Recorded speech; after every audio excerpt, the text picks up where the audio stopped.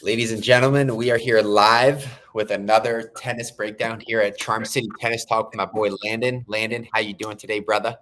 Doing phenomenal as always. Love it, man. Today's a special week, man, because we got two ATP 500 tournaments that we'll be breaking down today. ATP Rotterdam and ATP Dallas taking place in the great country of the United States of America. And yeah, man, really excited to break this one down. I think we're going to start with the ATP Rotterdam. Is that correct? Yes, sir. Cool. So yeah, looking at the previous champions, Yannick Sinner took down this tournament last year in 2024. So I was a little intrigued as to why he wasn't taking part in this tournament this week. But we do have a few other former champions in this tournament. Medvedev won it in 2023. Ogier Aliassime won it in 2022, and Rublev won it in 2021. So we'll see who reigns supreme here, but certainly we're looking at a field where Carlos Alcaraz is the deserving favorite, right? So love to break down this tournament with you and see if there's any dark horse that could win it outside of Carlito. Yeah, well, starting with Carlos Alcaraz. I mean, obviously, we all know Carlos Alcaraz is the best one in this tournament, best in the world besides Yannick Sinner. And this is for me, it's a pretty nice draw for Carlos. I mean, his first round matchup is against Botic van den Sloot, who he lost to. And, so he's looking to get him back. I think that Carlos should win that. The second round matchup, he would have to play FAA, who's just coming off a championship the other day. Obviously, you have Sonego and Rune in there, and then Rublev. So he's got a pretty challenging draw right here, but I think that Carlos, if Carlos is in form, he should be able to win and win pretty convincingly. I mean, there might be, it's going to be some tough matchups, but I think that this is definitely a good draw from him, and we'll see how it goes. Yeah, we talk about these, best of three sets. I think it opens up the door for a lot of potential upsets. I certainly wouldn't count out Felix Auger-Aliassime. I mean, he's having a miraculous start to 2025. Not only coming off the championship just recently, but he won a championship early on, if I'm not mistaken, this year before the Australian Open. Correct? Yes, sir. Yeah. So I mean, he's on fire. I think for him, indoor hard court, like that's his go-to surface, and he's looked so incredible. You kind of mentioned on that quarter there with Holger Rune, Sonego in that spot there, but just got to take it a step down a little bit more. In that second quarter, you've got Andre Rublev versus Zhang, which is a really intriguing matchup.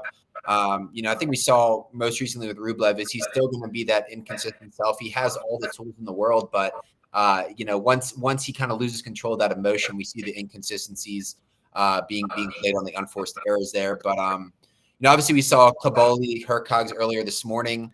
We are taking this podcast a little after the start time. So, Hercogs rolled there. And, Hercogs is one of those guys too, man, that like he has all the tools in the world, right? He's got the big serve, he's got the power, he's got the strength. But, just the matter, I think for him is athletically like getting back and forth. I don't think that Hercogs is the type of guy that has maybe the best movement on tour. But he has all the intangibles physiologically to succeed in the sport.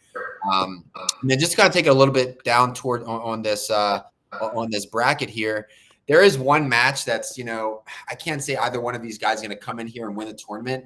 But for the sake of two young guys, that have shown a lot of promise most recently is Kovacevic, who just reached his first ATP finals taking on GMP Pericard. So I would love to hear kind of your thoughts on that one, right? I mean, Pericard, the big serve, Kovacevic, who's one of those guys who maybe he's like one of those late bloomers, like he's already like 20, 25, 24, 25 range. But, he reached his ATP high, last year in his singles rankings and coming off of a finals where he just upset Rublev. I mean, this is a guy that perhaps can crack the top 15 this year or crack the top 50, excuse me. Yeah. So this should be a pretty intriguing matchup. I mean, obviously you got Petchy Card, who's got a monster serve. I mean, he's probably got my favorite serve on tour right now. But yeah, talking about Kovacevic, he's a challenger level guy who's, had some success last year on the Challenger Tour. And this was, his first, he qualified for this tournament and he made a great run. I mean, obviously beating Rublev in the semis. Yesterday, watched that whole match and he was down a match point in the tiebreak and just comes back and forces it to a final set tiebreak. And something interesting about him is his one-handed backhand. You don't really see too many guys with a one-handed backhand. But talking about coming on late, that's the one thing that's great about tennis. You could be young and you be a young up and comer, and you can have a lot of success. A lot of talent around you. You can have a lot of expectations, and some players live up to the hype, some don't. As I've seen many players who were very hyped at a young age, and they just kind of fall off.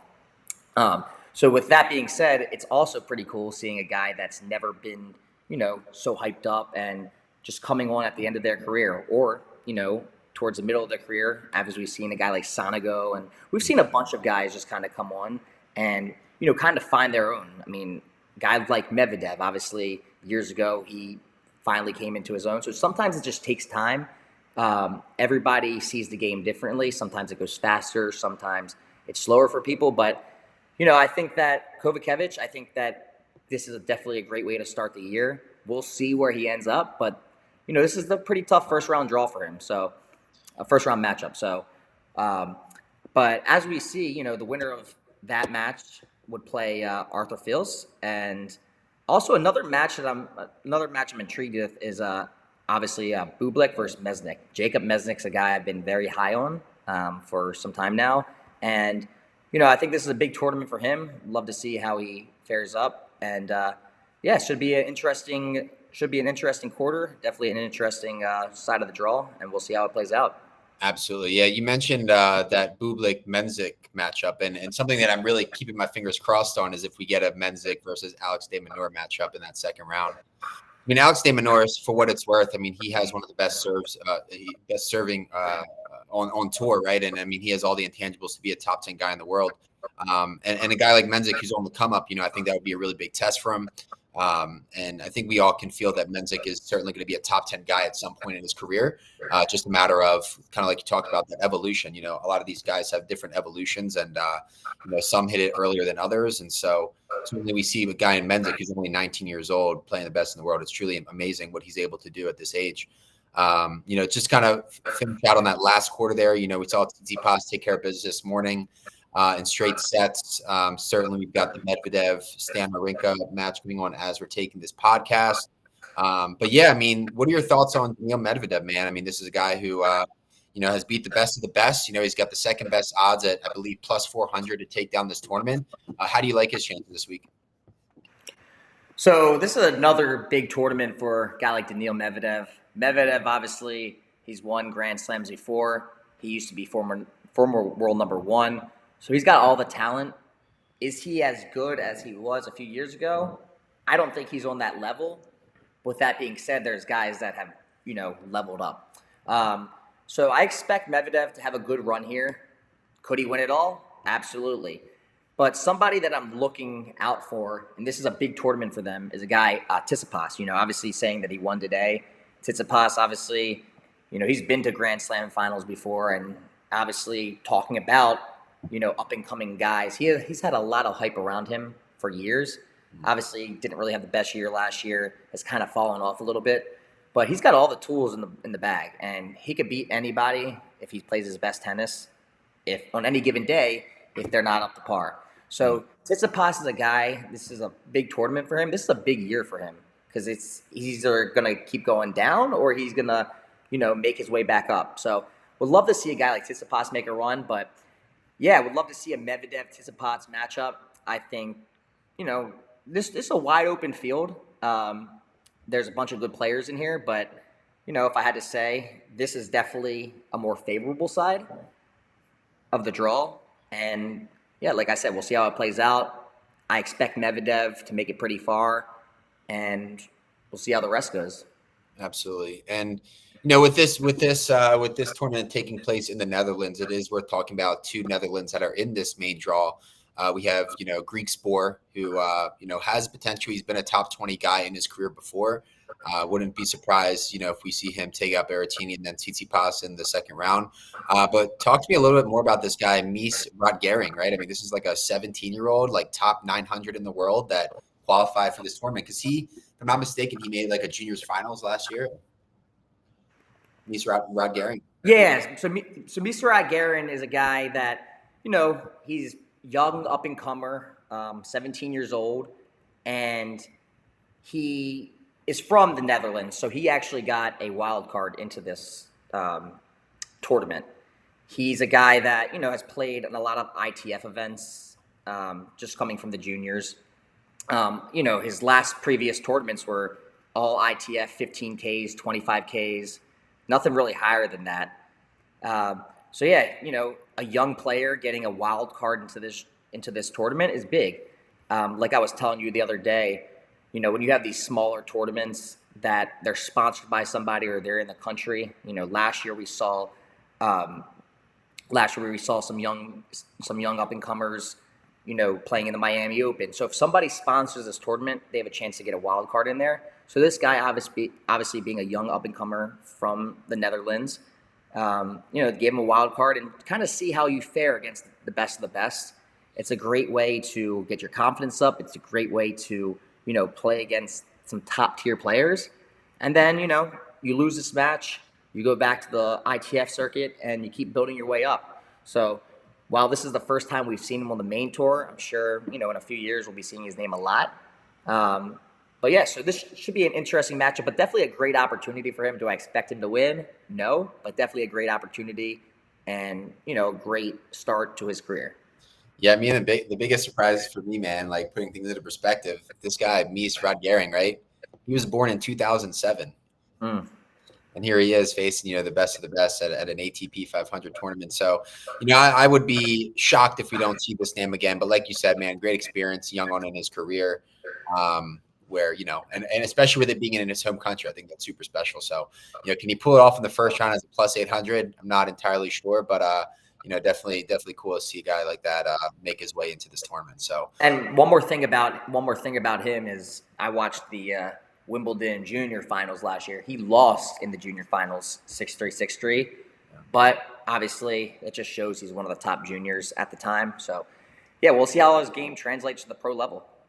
Absolutely. So, with that said, I mean, it's worth noting, what's the prediction, man? I mean, obviously, we've got Carlos Alcaraz as the clear number one. You think he takes care of business this week? Yeah, I mean, it's hard to go against Carlos Alcaraz. We know Carlos is the best of the best. Obviously, Sinner is not in this draw. Obviously, Zverev's not in this draw. We can look at a bunch of Grand Slam draws if this was a main tournament and be like, okay, we still could see Carlos winning it. Carlos is not at the dominant level that he was last year, but this would be a great tournament to just propel him to another dominant year. And if he wins this tournament, who knows where he could go. So I think this is a great tournament. Carlos is a great opportunity. And hey, why not Carlos? Absolutely. Let me ask you this. If there was one guy in this tournament that you think could challenge Carlos, who would that name be?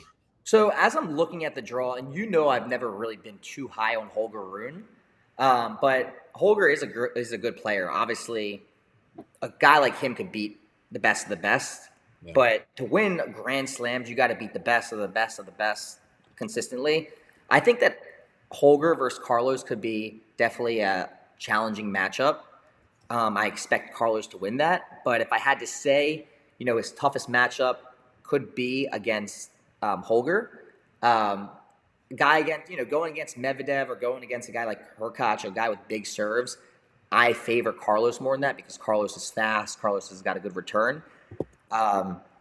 But yeah, so if I had to say one person to give him a run, I would say Holger. But look, any guy can give him a run. The guy he's playing in the first match just beat him. Do I expect him to beat him again? No. But look, these guys are the best of the best, and if Carlos is not on his game, they got a great shot. Yeah, no, I love that, man. And I'm really intrigued to see, I really wouldn't count out Auger Aliassime to pull off the upset, man. I mean, if there's a guy who's in top tier form coming off a bunch of confidence, and if I'm not mistaken, I'm looking at the head-to-head right here. Carlos owns Felix Auger-Aliassime 4-3 head-to-head. So it's not like there's been a drastic, mismatch here. So yeah, man, we'll absolutely see. I think for the sake of tennis, it would be great to see Carlos start, win his first title of the year, and perhaps find another Grand Slam later on this year. But was there anything else that you wanted to add on ATP Rotterdam? Nope, that's everything. Love it. So with that said, before we dive into ATP Dallas, because I know Landon, you're a lot more balls deep into WTA than I am, and especially on like the ITF circuit and some of the ladies coming up. So I would love to hear your thoughts on the WTA tournaments going on this week, and maybe any underdogs that you have your eyes on. So for sure, I mean, obviously, you have a few WTA tournaments this week, and you have Rabakina. She's one of the top in the Dubai fields. You got a pretty good bracket, a pretty good field. Obviously, Sabalenka and Swiatek aren't in any of these, but I looked at all these draws, and they're pretty solid, tough draws. One person that I'm looking out for that I've been telling you about is Wonka Sanobi, and she, as I was telling you last week, she won the junior Australian Open. I first found her about 2 months ago. I went to an ITF event down here in Tampa. She was 16 at the time, playing 15-year-old Hannah Klugman, who's another girl you're going to be hearing a lot about in the future. But she actually lost that match, and since then, she hasn't lost. Wow. I was looking at her that day, and I was like, wow, this girl's got all the talent. She goes to IMG. I was sitting right by her coaches, and you could just tell this girl was just levels above. So I've been following her, and when the when the Australian Open junior draw came out, I was like, wow, going to be following her through it. Her first round matchup, she actually won in a tiebreak, in the final set tiebreak, 10-8. So that was pretty close, but that was her only close match, her first round. Then the rest of that, she won in straight sets, and the final she won 6-0, 6-1. So that's why it was pretty interesting when I saw that she was in the qualifiers for Dubai this week, and I was like, wow, this is a great opportunity for her to make a splash. She had 2 qualifying matches. Her first one was against Haley Baptiste, who's ranked number 93 in the world. She won that in straight sets. And then her second matchup was against Clara Busca, who's ranked number 98 in the world. So currently she's ranked 837 in the world. Her first round matchup, she wasn't a big underdog. When the odds first came out, she was, but then everyone kind of jumped on her. And she was a little bit of an underdog last night. Watched her whole matchup, won in straight sets. She had a game where she had 4 aces. So she's got a lot of power. She's got a big serve. She's only 17, so I only expect her to keep getting better and better. How far will she go into this tournament? I don't know. She's got a tough challenge next round, but definitely something to keep an eye out for. Like I said, she's ranked 837th in the world. At the end of this year, I mean, it's hard to really see where somebody can break, but I expect her to be somewhere inside the top 100 or 150. Yeah. So what's her second round matchup? Who is she facing next? Her second round matchup would be the winner of Ostapenko versus Jabeur, who both are big hitters, both can knock you around the court. So that would be interesting to see. But look, the sky's the limit for this girl. Obviously, she's 17. She's got a lot of growth to get, but this is a great start. So that's a name to keep an eye out for, and we'll see how she does. Love it. And that's the beauty about this sport is we get to witness these athletes at such a young age, especially when they're, kids, right? I mean, going through the circuit, 14, 15, 16 years old, and, to see them grow into something, perhaps even winning a Grand Slam or tournament one day, it's just awesome to see that level of evolution. But with that said, let's dive into this second ATP 500 tournament of the week. We got ATP Dallas, which, if I'm not mistaken, for several years was an ATP 250, and it's now transitioning to an ATP 500. Tommy Paul looking to defend his title, right? He won in 2024, and Opelka actually won this tournament back in 2022, who's also in this field. So obviously, we're looking at a field where a lot of American talent, right? I mean, you've got Tommy Paul, Fritz, you've got Opelka, who's deserves to be in that conversation. Ben Shelton, Yafo, Nakashima, and even Marcos Giron, who's one of those guys that is, right around that top 150. So definitely a wide open field. I don't think this is as clear cut as ATP Rotterdam, where I think Carlos should roll there. But what are your thoughts on this tournament, man? I mean, Tommy Fritz is the favorite at plus 300. But Taylor Fritz. Excuse me, Fritz at plus 300. You've got Tommy Paul plus 350, plus 400 range. But then you have guys like, Casper Ruud who are in the conversation, Ben Shelton, Tiafo. So what are your thoughts on ATP Dallas this week? Yeah, man. So, like you were saying, it's a loaded field. There's a lot of good matchups. Obviously, you have Taylor Fritz in there. You have Ben Shelton, um, and Tiafo. So there's a bunch of good talent in here. I was looking at the draw. If I had to say, Ben Shelton's side is definitely a more favorable draw. Um, but this is a great opportunity for Taylor Fritz. It's no give me. Obviously, he's got Tommy Paul in his section, one of the top Americans as well. Um, but I expect Taylor Fritz, Tommy Paul, one of those two to try to make it to the finals, as well as maybe a Ben Shelton from the other side. Ben Shelton, as we saw, had a strong Australian Open performance, making the semifinals. So he's got all the tools in the bag. But this is, one of those tournaments where, hey, if you can win this, it's just a confidence booster. Like I said, there's a lot of tough opponents in here. There's a lot of tough matchups. But I think, like I said, a guy like Taylor Fritz, a guy like Tommy Paul, a guy like Ben Shelton, those top Americans, would like to see one of them win it. If I'm looking at somebody else who, just to keep an eye out for, who I've been watching for some time now, Ethan Quinn, college tennis player, went to University of Georgia. Pretty sure he won the national championship, and he qualified for this. So he won his first two qualifying matches, and his first round match, he's playing a wild card, which I think that he should win that. But yeah, Ethan Quinn's a guy I'm keeping an eye out for, and would love to see somebody make a run like that. Absolutely, man. And, talk about someone who we'd love to see make a run. Alex Mitchelson is one of those guys that's, he's super, super young when it comes to the USA talent. And, he's got a beautiful tournament here in the city of Dallas. And I'm looking for, in that second round, if Opelka can get past Shevchenko, to see an Opelka versus Mitchelson match, I think would be awesome to see. But just kind of break this down a little bit more.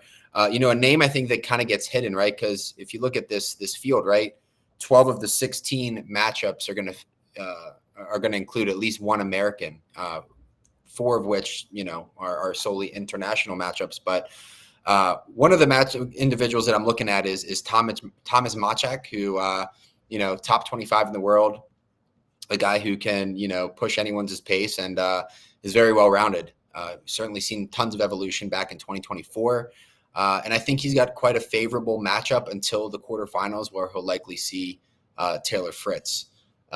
With that said, Landon, are you okay? Are you there? Okay, maybe just having some technical difficulties. So we'll just take a quick timeout, and we'll be back with you in a sec.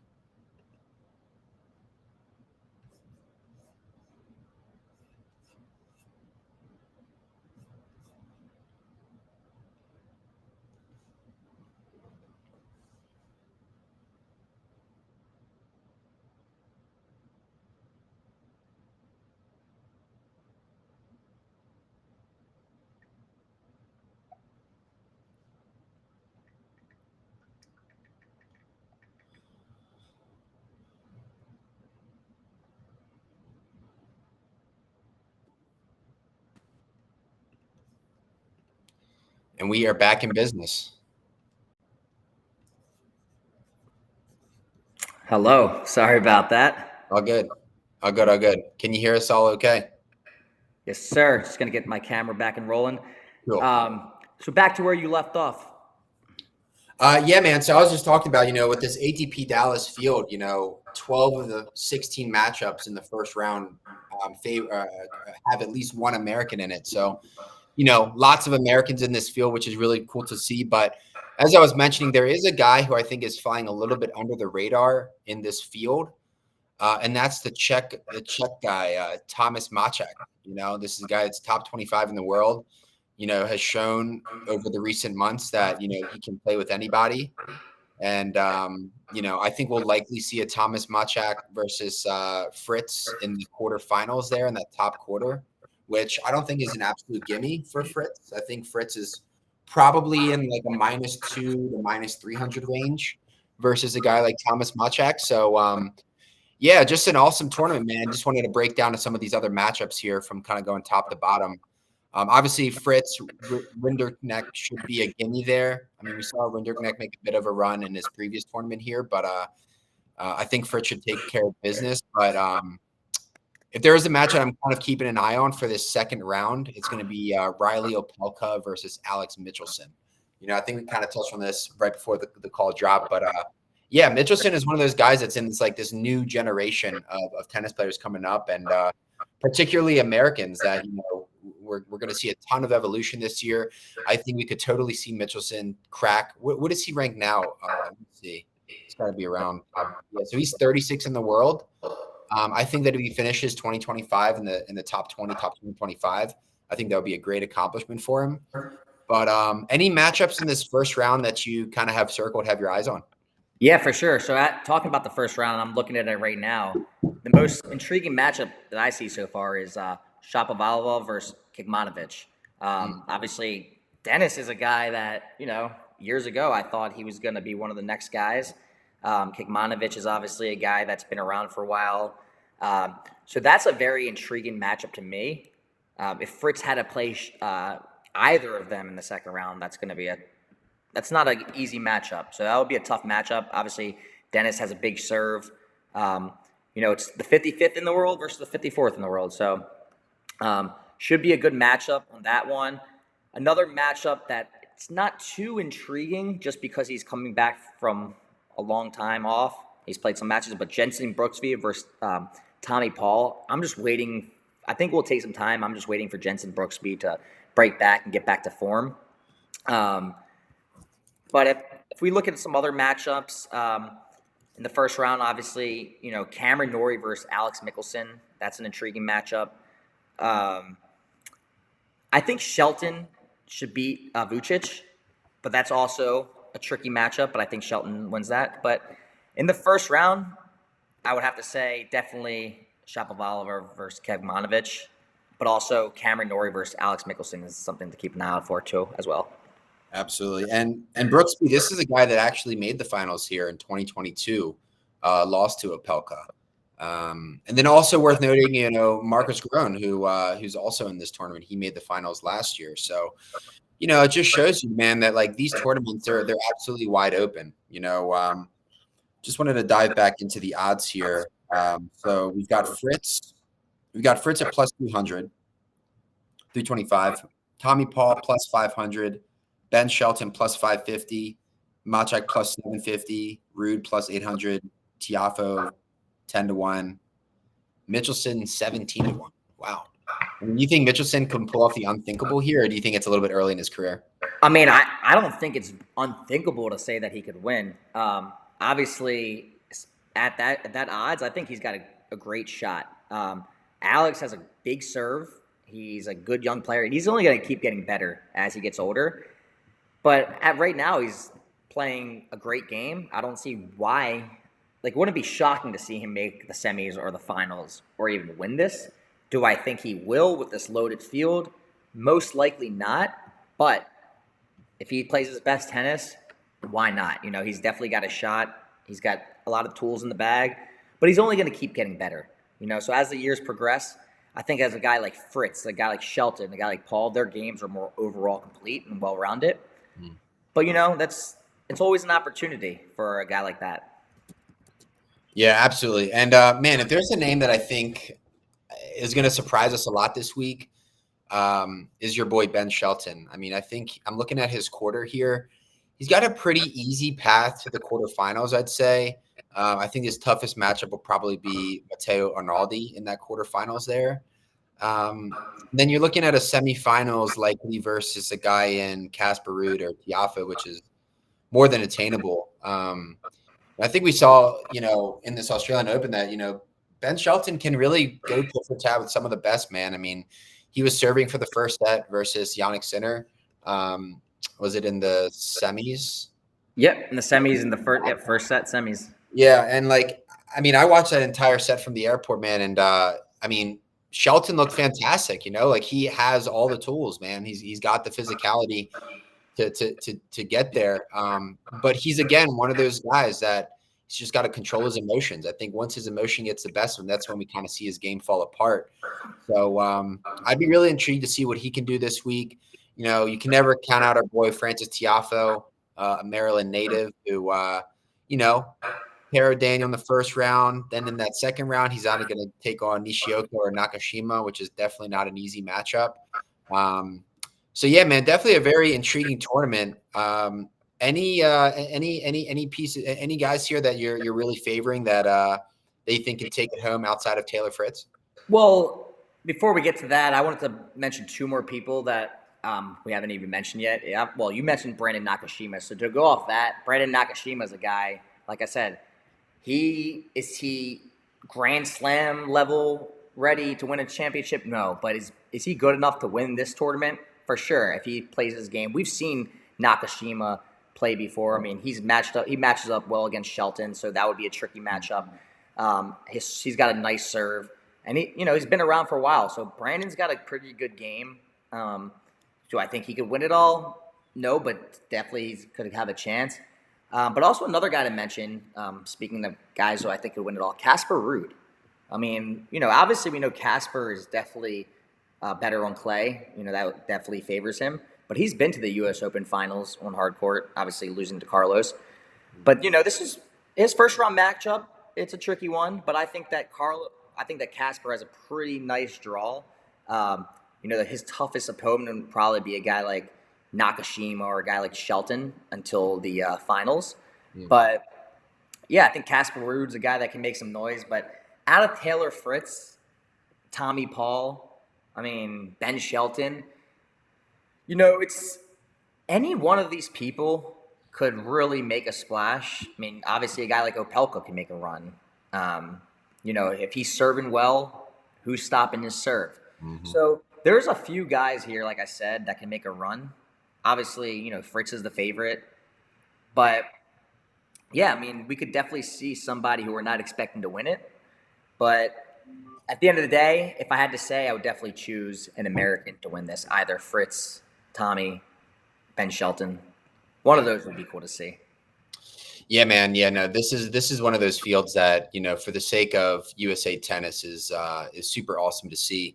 I did notice that there's also a really young guy in this field, Trevor Savajda. Yep, Trevor Savajda. Yep. Yeah, he's born in 2006, top 700 in the world, but somehow made his way into this tournament. So, he's taking on, and I think you mentioned Ethan Quinn, a guy that again, this kind of like this newer young wave of USA Tennis coming up. So that is a really intriguing match. I'm curious, actually, are you familiar with those odds of that first round between Quinn and Savajda? The odds are, I would expect, I think Ethan Quinn's around a -400. Okay. From what I believe. So Savada is actually a last name that I know. His brother Zach, actually, a challenger level player. He had a pretty good season last year. But Trevor, obviously 18 years old, ranked 669 in the world. He is, making his way onto the scene. Juniors player, has played in some ITF events. I don't really think he's played in any ITF events higher than 25Ks, but he's tried to qualify for challengers, which he hasn't. But yeah, this is just another guy, a young American guy who's getting a wild card. Like I said, we talked about Mishra Garin, just to give this guy an opportunity. After this, he's going to go back to playing low-level ITF events, but this will definitely boost his confidence. You get a set, you beat a top 100 player, so that could really propel you to the top. So yeah, that should be an interesting matchup. But hey, Ethan Quinn's a really good player, and I'm expecting a big year from Ethan. So would love to see Ethan make a nice run here. But yeah, him qualifying for it, obviously. The other guy's a wild card, so that should be a good matchup. Definitely going to have my eyes on that, and yeah, we'll see how the tournament plays out.